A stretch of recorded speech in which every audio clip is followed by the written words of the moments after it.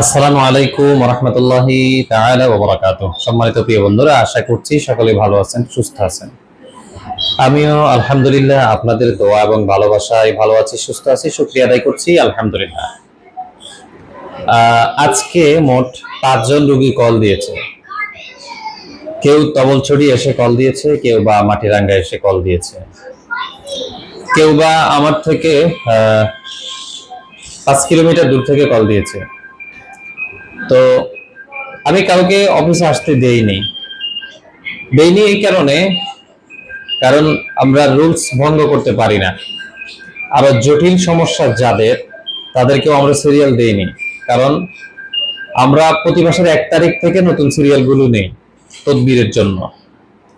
তো আগামী মাসের 1 তারিখ থেকে আমরা নতুন সিরিয়ালগুলো আবার শুরু করে নেব। আবার এই মাসের মধ্যে আমরা ওই সিরিয়াল অনুযায়ী কাজগুলো করব। তো যারা সিরিয়াল ছাড়া চলে আসবেন, ওদেরকে ফিরে যেতে হবে।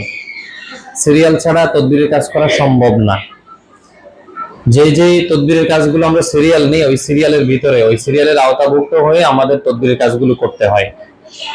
আমাদের একজন বোন আসছিল অনেক দূর থেকে, নোয়াখালী থেকে আসছিল, নোয়াখালীর সোনামুড়ি থেকে একজন আসছিল, এবং আরেকজন আসছিল ঝিনাইদহ থেকে, আরেকজন আসছিল মেবি কুমিল্লা থেকে, আরেকজন মহিলা আসছিল চাঁপাই নবাবগঞ্জ থেকে।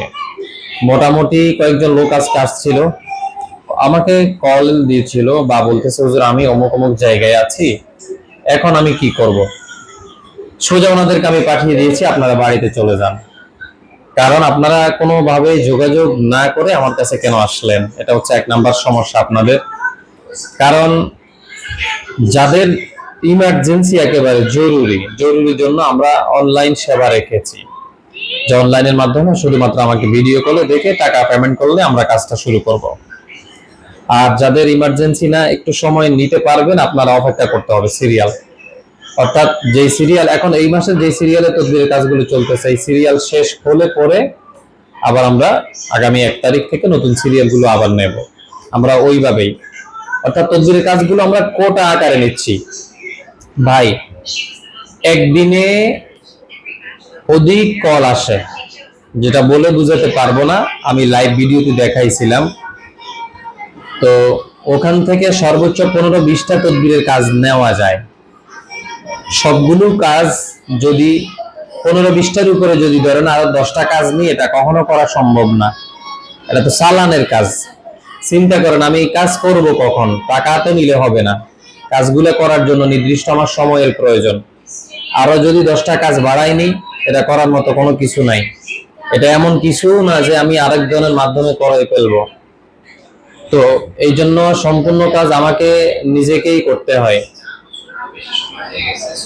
তো আশা করি আপনারা বিষয়টা বুঝতে পারছেন। দোয়া করবেন আমার জন্য, যেন ইনশাল্লাহ আপনাদেরকে আরেকটু সুযোগ সুবিধা দিতে পারি। ভালো থাকবেন। আসসালামু আলাইকুম।